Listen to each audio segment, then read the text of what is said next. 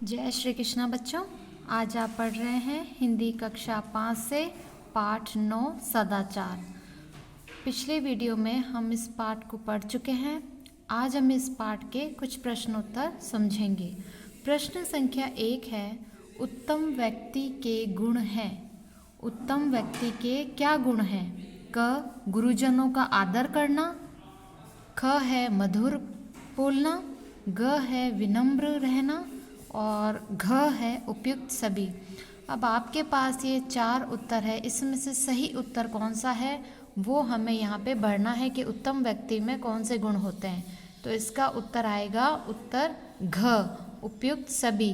क्योंकि जो व्यक्ति उत्तम होता है, अच्छा चरित्र का व्यक्ति होता है, उसमें ये सभी गुण होते हैं। वह गुरुजनों का आदर करना भी जानता है, वह मधुर बोलता है और वह विनम्र रहता है। ये सभी गुण उत्तम व्यक्ति में होते हैं। प्रश्न संख्या 2, सत्य बोलना एक प्रकार की तपस्या है। सत्य बोलना यानी सच बोलना किस प्रकार की तपस्या है? तो इसका उत्तर है क ख खंड, ख है व्यवहारिक, ग है अखंड और घ है असत्य। अब आपको सत्य बोलना एक प्रकार की तपस्या है। सत्य बोलना किस प्रकार की तपस्या है, इसमें से आपको सही उत्तर देना है। तो इसका सही उत्तर है ग, सत्य बोलना एक प्रकार की अखंड तपस्या है, इसलिए इसका उत्तर होगा ग। तीसरा है प्रश्न आपका, सदाचार शब्द किन 2 शब्दों से मिलकर बना है? ये जो सदाचार शब्द है वो किन 2 शब्दों से मिलकर बना है? अ है सदा प्लस आचार, ब है सद प्लस आचार, स है सत प्लस आचार और द है सत्ता प्लस आचार।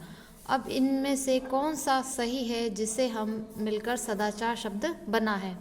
तो यहाँ हम देखेंगे कि सत प्लस आचार, सत प्लस आचार ये सही शब्द है। सत प्लस आचार, इन दोनों से मिलकर क्या बना है?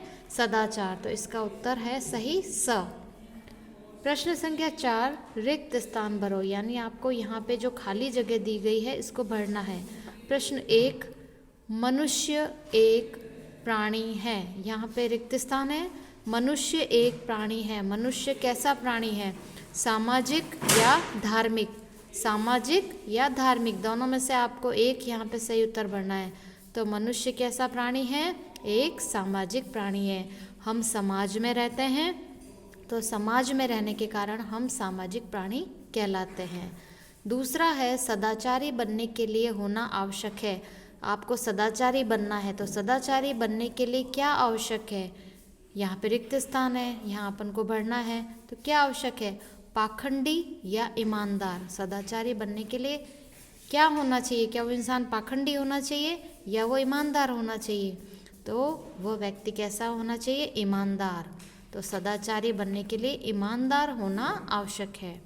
तीसरा है, सदाचारी व्यक्ति होता है। सदाचारी व्यक्ति कैसा होता है? निर्भय होता है या डरपोक होता है? कैसा होता है? तो इन दोनों में से सही, क्या सदाचारी व्यक्ति डरपोक होता है? नहीं, वह निर्भय होता है। तो ये निर्भय हम यहाँ पे भर देंगे। निर्भय का मतलब जिसे किसी तरह का कोई भी भय नहीं होता, उसे कहते हैं निर्भय। तो सदाचारी व्यक्ति कैसा होता है? निर्भय। चौथा है, सदाचार का मार्ग है। सदाचार का मार्ग है, कैसा मार्ग है? दुर्बलता का या सफलता का?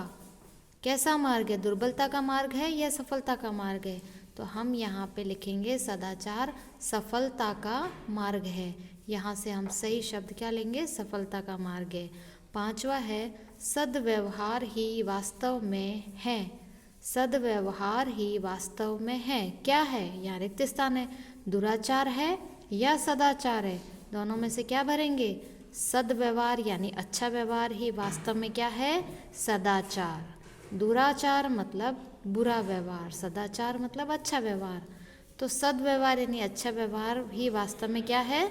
सदाचार। इसलिए हम यहाँ से सही उत्तर क्या भरेंगे? सदाचार।